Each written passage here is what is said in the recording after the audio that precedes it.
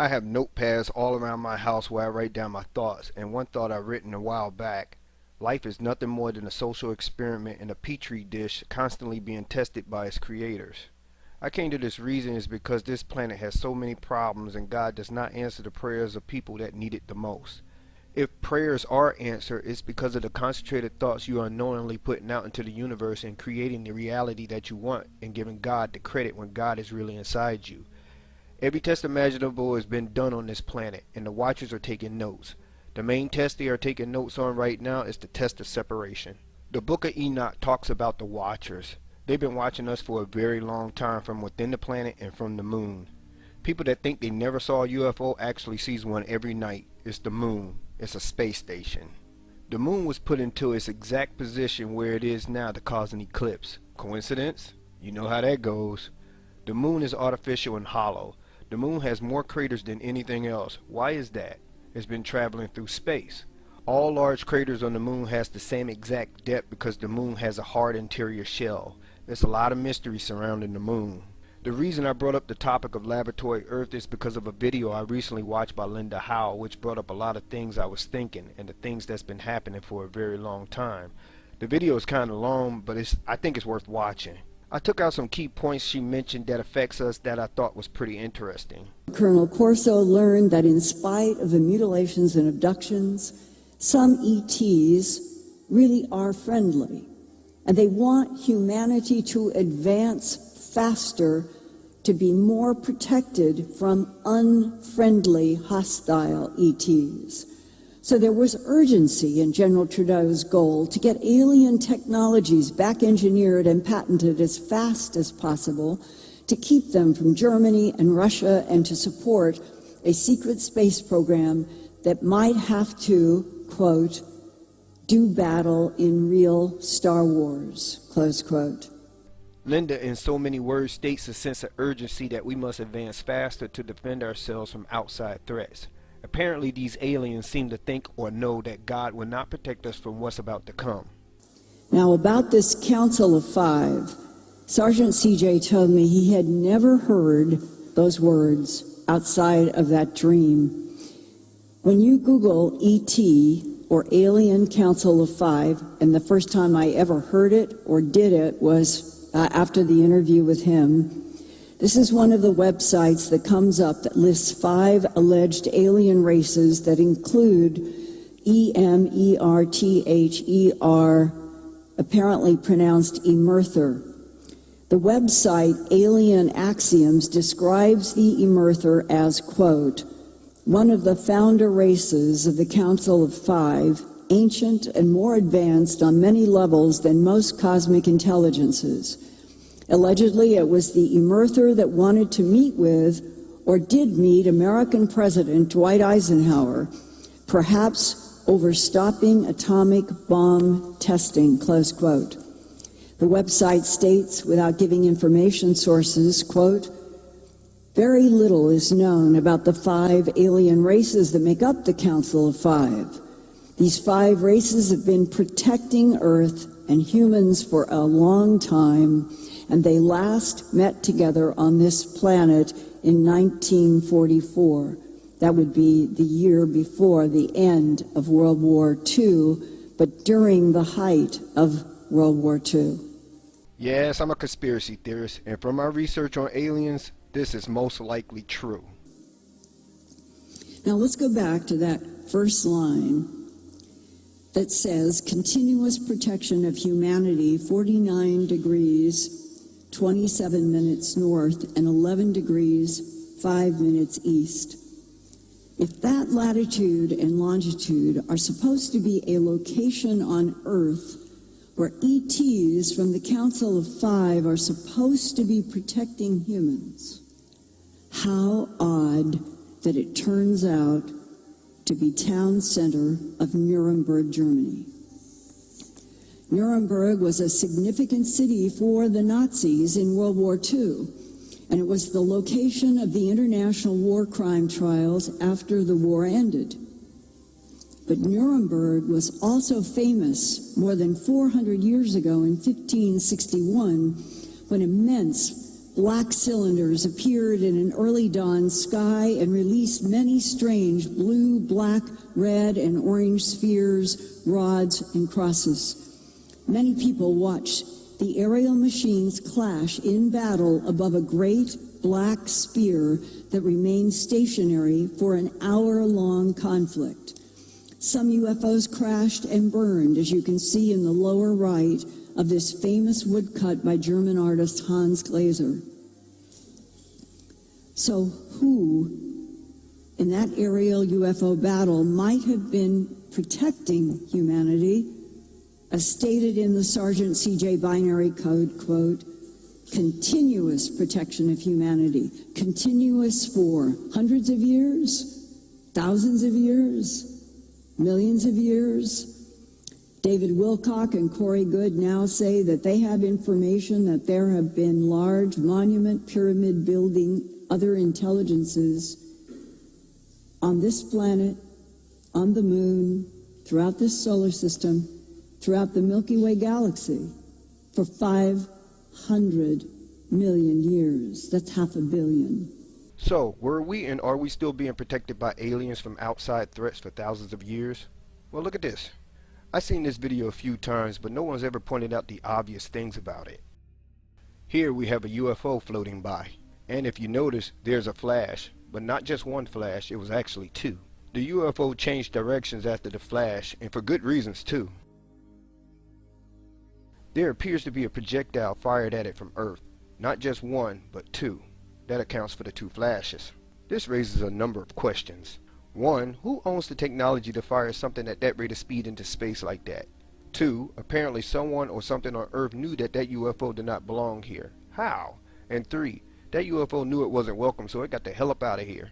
Is that a normal thing for outside visitors? Here's another one.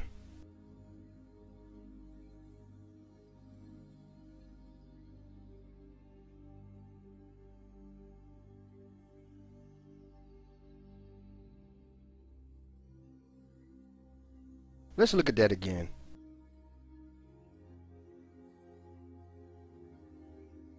Now pay attention to the trajectory of this UFO. Originally it was going this direction, pretty much lined up with the stains on the lens of this camera.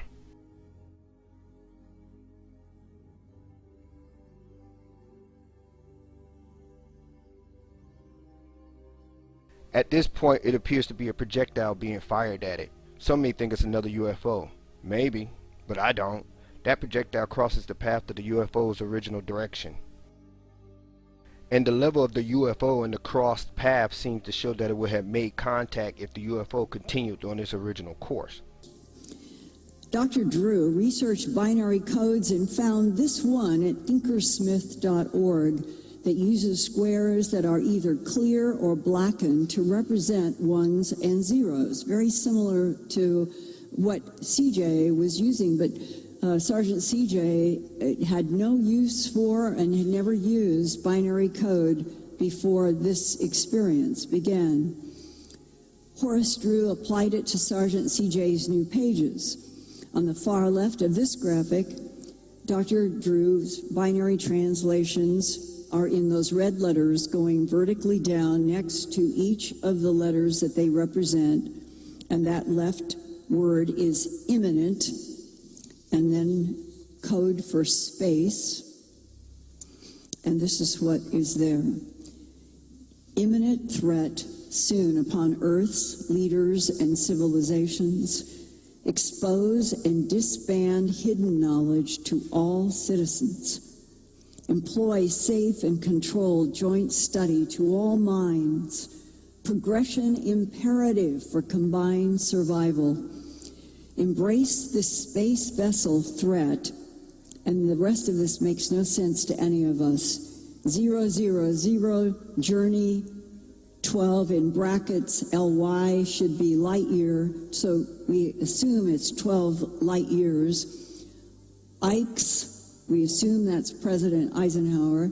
Embedded, citizens are ready. AIS, CLOSE, evolve, close to evolve, and then 6 ones. Then royal emerther, that word is there.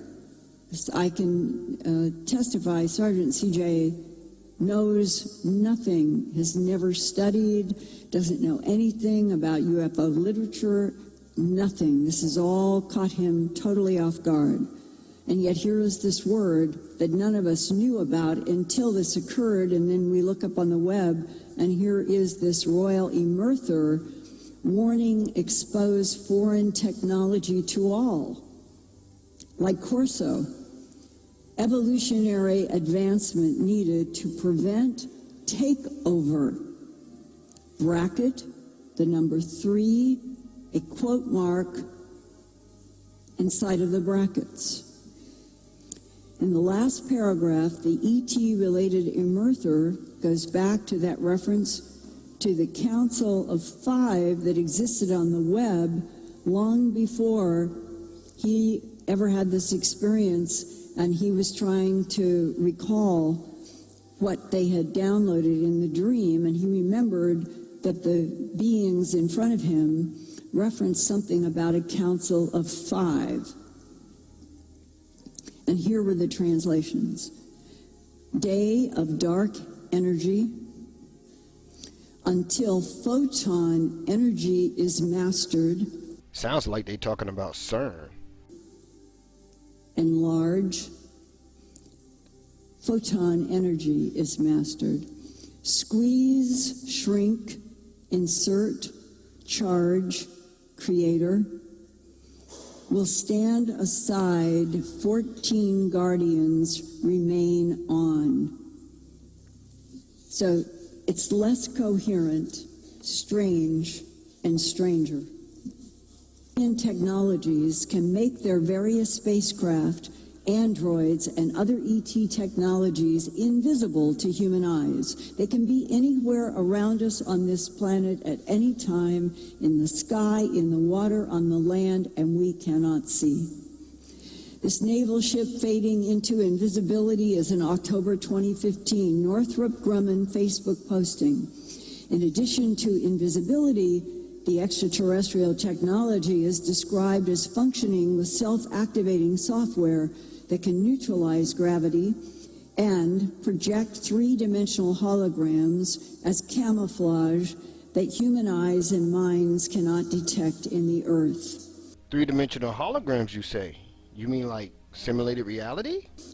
The alien goal, they say, is to harvest genetic material from this planet's animal and human life in order to create a large ongoing supply that you're looking at of rapid cycle cloned and hybridized body containers with very advanced technology that some people in the human abduction syndrome refer to as the resurrection tubes. And I'd like to underscore how important these illustrations that I'm showing you are, because I was contacted by a man who had worked for the Defense Intelligence Agency for 23 years. He said his job was to analyze and monitor the competing geopolitical territorial conflict of 3 different extraterrestrial civilizations on this planet. And he said, we thought that the rapid cycle cloning technology was one of our government's greatest secrets. And then I get a call that you have 110 pages in your book, Glimpses of Other Realities, Volume 2. And I got the book, and I'm looking at drawings of our secret. I'm looking at maps of our secret. I am reading about all of these details, and I had to meet and ask you questions because it was so compartmentalized. It truly happened. This is very, very important. She said, I got the impression the aliens do not like to do this soul transfer very often. Actually, I got the feeling the aliens are not supposed to be doing this at all. But they seem to be backed into a corner and have no other recourse. They also seem to be trying to hide all of this from some higher form of life, whatever the authority is that prohibits this soul transfer. also prohibits the ETs from interfering on this planet, but they are interfering. I remember her saying that to me, but they are interfering. Whoever it is much higher evolved than they are and wields a great deal of power over many, many other realms of existence. There is much, much more to existence than we could ever begin to understand. Much of what we have been taught regarding the physical universe and the laws that govern it is wrong. The Eben doing the soul transfer from her diseased body to her new clone body in one of the lighted tubes gave Linda Porter an overview of how the cosmos is constructed from the Eben point of view.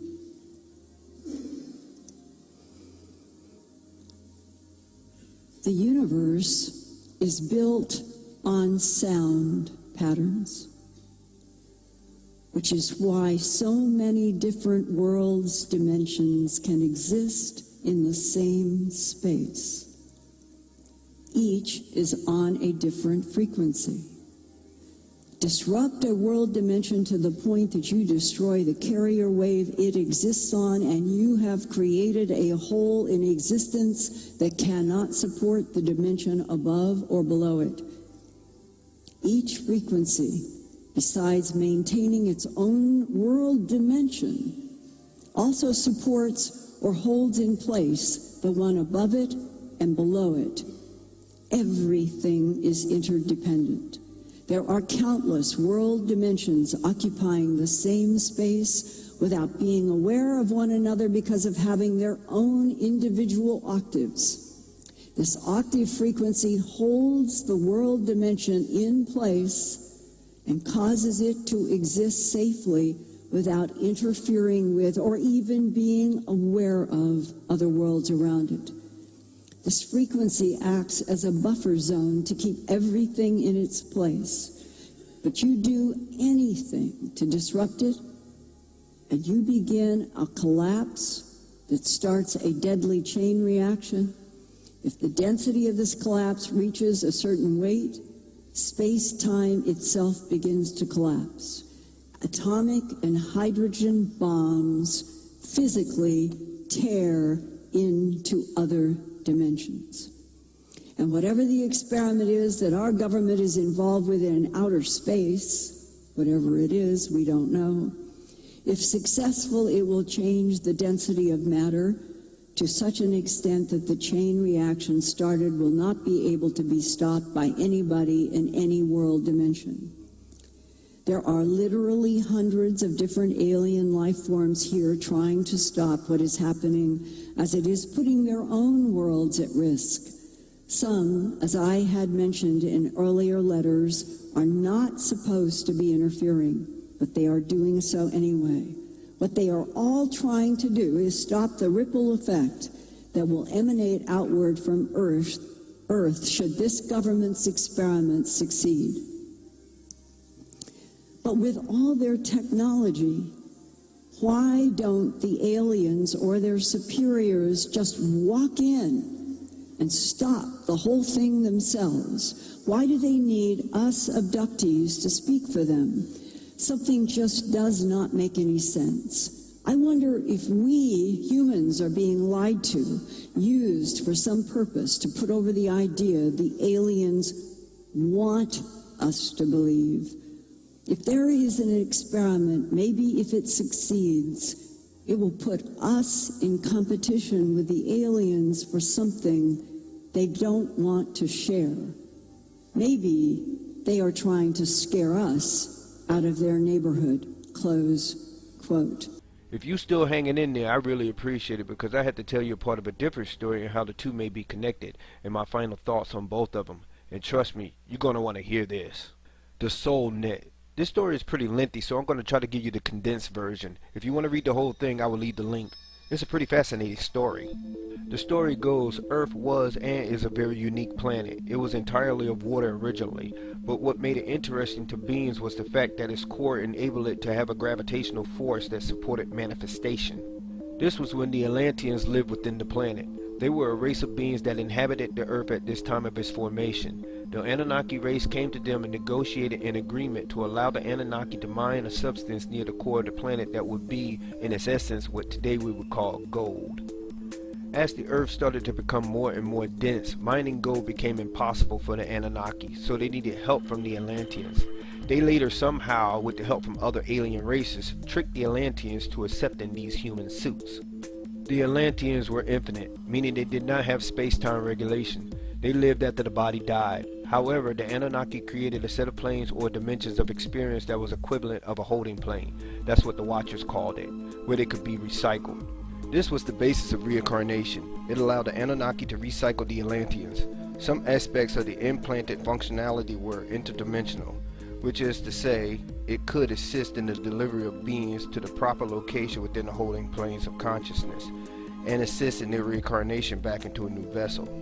Human 1.0 rose to a pretty high level in terms of being able to speak or communicate. That was the major add-on that Murdoch brought to Human 1.0. However, the psychological state of being a clone was too hard for Human 1.0. They all look alike and had the same thoughts, so communication was helpful to a point. And this led to depression and psychological states where, according to the Watchers, they literally went mad. This flaw was a huge problem. Anu decided to wipe them out, and this is the story of the Great Flood. It was the end of Human 1.0. Then came Human 2.0. These new suits can now self-replicate by childbirth. This was when Anu decided that he should be God. Humans needed to have a lord or a ruler over them, so it was clear that they were inferior to an external ruler. This was a key part of their program of indoctrination. Working with Murdoch and the Syrians, they created the environment of Eden and created the paradigm of Eve as the instigator of the fall of humanity. This was, as you might say, Act 1 of Anu as God. It was staged to provide the humans 2.0 with a clear sense of external authority, and that they were expelled from paradise because they tried to be self-realized. Remember, the original goal was the acquisition of gold. But when the Atlanteans reject Anu, he began to conspire with the Syrians. It was just before the flood that Anu discovered that the gold he mined was sufficient. He didn't require more. However, the notion of being God over the Atlanteans was seductive. The Syrians and Serpents felt that the idea of enslaving infinite beings in the planet ecosystem was their invention. They had something that was totally unique. They were creator gods, and every other race could be ensnared in a similar type vessel. The intent was to have Anu return on a cloud. The whole second coming was going to be a stage entrance for Anu. Humanity would evolve in such a way his re-entry into our consciousness would be understood to be a good thing. Humanity's salvation. We will all be his children and the glory of God would be upon the earth. That was the plan. The sober reality is that after you die, the being inside you is met by a guardian who would take you to your destination. Based mostly on your deeds in this life. However, most beings are taken to a life review where they face their life in every detail, and based on that experience, an authoritative figure will prescribe your next life options for reincarnation. You are essentially recycled into the same program with a new mother and family, and a program life path is laid out for you to follow. Yes, Anu would step in and solve the world's problems and be anointed. Anu would use the centralization of the money systems to integrate technology into biologic systems so they would be able to have infinite existence on Earth. That way, Anu reasoned, he could be God in this world forever. What if this was true about the souls of being recycled all this time? It would explain child prodigies playing musical instruments at expert levels by age 3, why some people have phobias to certain things. Maybe they died by them in their past life.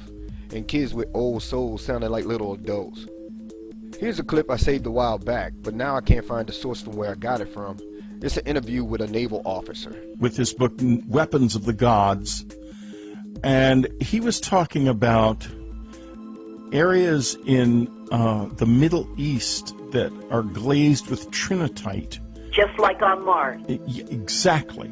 Now, I want to now go from there to a letter I received many years ago from a lady who lived in Tennessee and had been out walking with her son in the woods when suddenly this little dark blue figure, and these kobolds, as I call them, are heavily involved with me right now. I'm having a period of time where I don't think I've ever been more involved with them than I am in these past 6 months. In any case, that aside, it came and he said, I'm a rebel and I'm here to tell you the truth. There was a war between Earth and Mars many, many, many years ago. Earth destroyed the surface of Mars, but we captured your souls and have condemned you to recycle on your planet forever. We call it dead forever. And that was it. It stepped back into the cave it had come out of and was gone. Alright, from what you learned today, I combined them and put together a theory with a dash of the Bible and a drop of simulated reality. Here we go. The Anunnaki came to Earth, which was inhabited by spiritual beings called the Atlanteans. They asked for permission to mine for gold to save their planet. The Atlanteans, not really needing gold, said sure. The Earth started to get more and more dense, and it became harder for the Anunnaki to mine for gold since they are not dense beings. Anu had to create creatures to mine for them, which are the half humans and half creatures that we see on Egyptian walls today. But these beings had too many problems. So Anu conspired with other alien races to create a new human suit. And this is when God created man. No, not this guy. This guy. Anu asked the Atlanteans could they power the suits and help them mine the gold. For some strange reasons, the Atlanteans agreed. Whomever created the suit must have been a good salesman and was like, yo, these suits are good, man. You can touch solid objects, run and jump, climb and swim, and the sex is awesome. But they had a lot of problems with these suits. They didn't last long and the Atlanteans became depressed in them. By this time, they had the reality simulator and the soul net in place to capture souls from dying suits and incarnate it back into new suits. Only problem was they could not create the new suits fast enough for the souls. So they created the new upgraded suits that self-replicates, which is why we have babies today. These new suits were so hot that the Anunnakis themselves couldn't keep their hands off the females. They took and mated with them and created the Nephilim species that try to destroy and eat the human race. Anu or whoever was not cool with this, so he caused a flood to rid the race of giants and started all over. After the Anunnaki got enough gold, they left with promise to return because Anu could not resist letting go of a planet of a human slave race that think he was God. So Anu left soldiers to look after the planet and make sure it was protected at all times with the help of other alien races that was already here. They dragged the moon over as a base station to watch over our progress, who are known in the book of Enoch as the Watchers. For eons there was plenty of battles over us. Then the humans started to get smarter. We came up with the atomic bomb and tested it in 1945, which got the Watchers' attention, so they came down to stop us because we had no idea what we were dealing with and somehow crashed as a result. The humans took their crash technology, reverse engineered it, and came up with more powerful weapons. We started sending signals into space, which we were warned not to do because there may be threats out there that the Watchers cannot stop, and one that even they, the Watchers, are afraid of. The Watchers protected us all this time, and now they worried about someone that they can't stop. That someone must be their boss, Anu. The Watchers knows what Anu is really about, and according to Linda Howe, tried to warn the secret holders to release these secrets so the human race have a chance to survive. But the psychopath, or the 1%, holding on to it on purpose for the arrival of Anu. So, Anu receives the signal that Earth sent and thinks to himself, oh, okay, they ready for me. It's time to visit Earth. When Anu arrives, he likes what he sees. So in order to get the people to accept him as leader, he starts performing miracles, stops all wars, cures all disease, and people start to see him as the return of Christ and make him God. Once he gets majority of the population under his command, he flips the script and becomes the Antichrist. Okay, don't take me too seriously. I just made that up off the top of my head because, you know, it kind of makes sense. It's a saying that every lie has at least 10% of truth in it. Using that logic, every story has a 10% truth in it. I combined two stories and came up with a theory. Let's say only 1% of my made-up theory is true. Besides the atomic bomb part, which part sounds more believable? Think about that. In a world of infinite possibilities, who's to say it isn't true? And who's to say it isn't true in our reality? Thank you for watching, and thank you for sharing your time with me.